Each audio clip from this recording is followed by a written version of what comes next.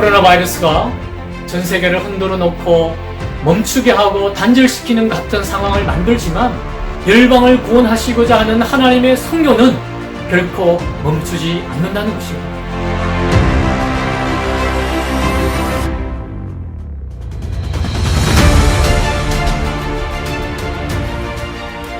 코로나19 상황이 선교적으로 어떤 도전을 주고 있는지 개인적으로 묵상한 부분을 여러분과 함께 나누고자 합니다. 코로나19 상황은 우리의 삶을 한시적으로 또 멈추게 만들었습니다. 일종의 비자발적 고립을 만든 것입니다.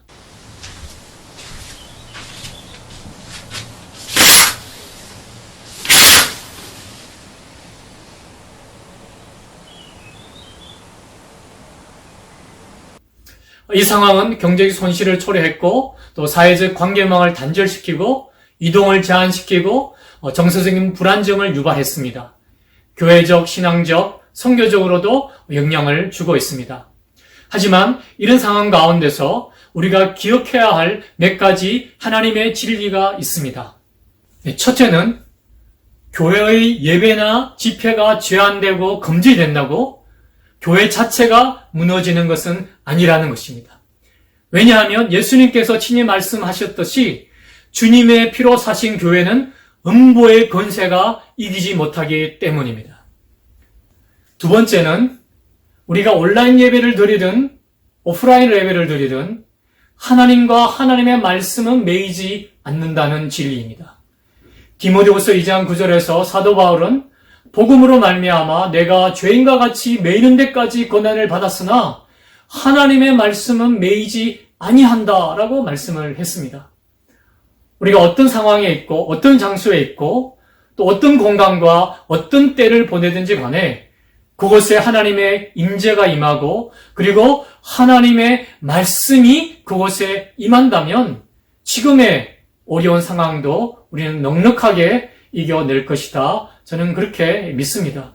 세 번째는 열방을 향한 하나님의 구원 계획은 중단되지 않는다는 것입니다. 즉 하나님의 선교는 멈추지 않는다는 것입니다.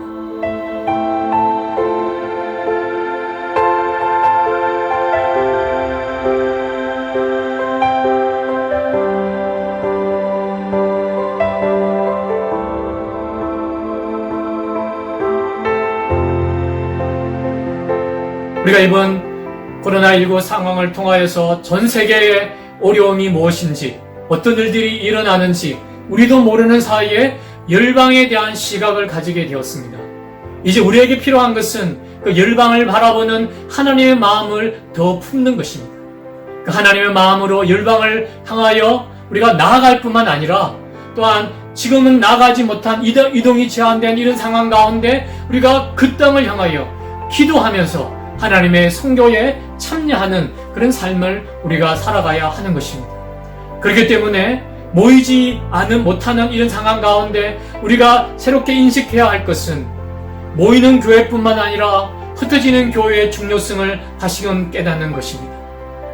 사도행전 8장 1절에서 8절의 내용을 보면 하나님께서 순교와 박해란 도구를 통하여서 자기 백성들을 흩으시고 그리고 움직이게 하시는 것을 보게 됩니다.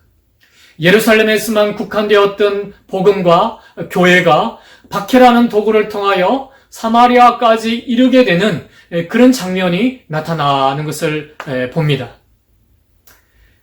사도행전 1장 8절의 말씀이 사도행전 8장 1절과 8절에서 실현되고 있는 것을 우리가 알게 되는 것입니다.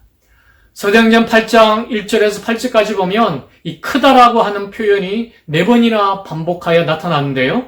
스데반에 순교당하는 바로 그날에 예루살렘 교회에 큰 박해가 일어났다 표현하고요. 그리고 경건한 사람들이 스데반을 장사하는 가운데 크게 울었다라고 표현합니다. 크게 울었다는 것은 큰 슬픔이 있었다는 거죠. 그런데 흩어진 사람들이 두루 다니면서 복음을 전파하게 되었고 그 중에 빌립이 사마리아로 내려가서 그리스도를 전파하고 병전자를 치유하고 그런 가운데 귀신 들린 사람들을 치유하는 가운데 귀신이 크게 소리 지르면서 떠나가는 즉 하나님의 크신 능력이 나타나는 그런 일들이 일어나게 되고, 이런 일들로 인하여서 사마리아 성에 빌립의 복음 전거로 인하여 큰 기쁨이 있었다라고 이야기를 하고 있습니다. 큰 박해와 큰 슬픔이 큰 능력과 큰 기쁨으로 전환되었습니다. 어떻게 이런 변화가 일어났습니까? 어떻게 이런 반전이 일어날 수가 있었습니까? 그것은 바로 예수 그리스도입니다. 예수 그리스도의 복음입니다.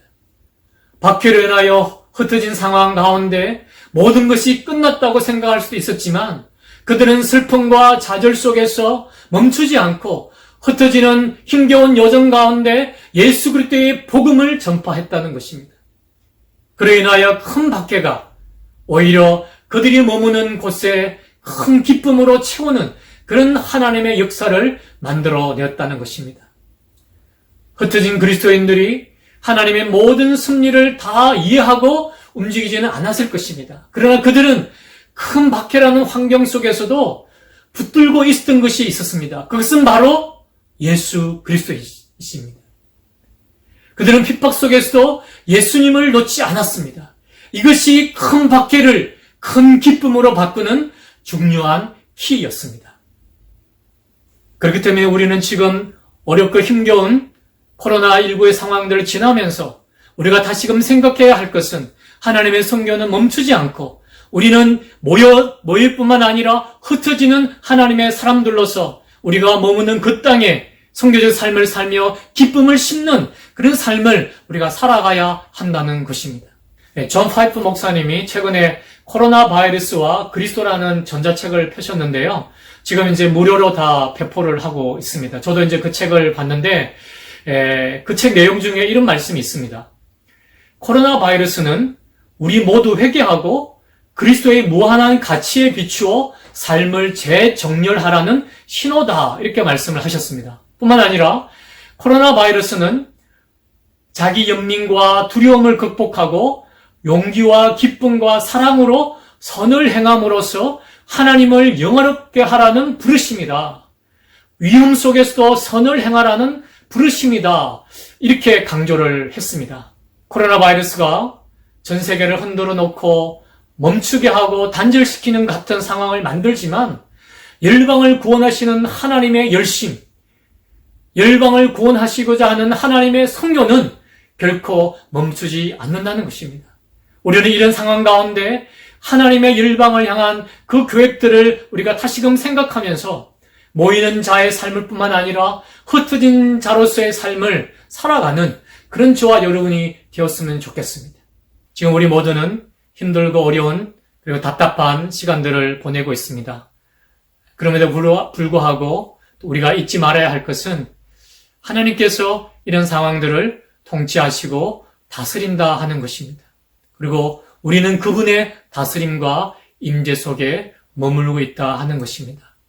그렇기 때문에 우리 모두는 이런 상황과 환경 가운데서도 예수 그리스도를 꼭 붙들고 계속해서 선교의 여정, 선교적 삶을 살아가는 그런 저와 여러분이 되어야 할 것입니다. 하나님께서 하늘문을 여시고 또 선교의 문을 다시금 활짝 여셔서 하나님께서 원하시는 때에 하나님께서 부르시는 그 선교 현장에서 하나님을 위하여 함께 마음껏 선교하는 그런 날들을 기대합니다. 그때까지 강건하시고 하나님의 평안과 은혜가 충만한 그런 하루하루의 삶이 될 수 있기를 주의 이름으로 축복합니다. 그리고 주님의 이름으로 사랑합니다. 감사합니다. 만유의 주제시여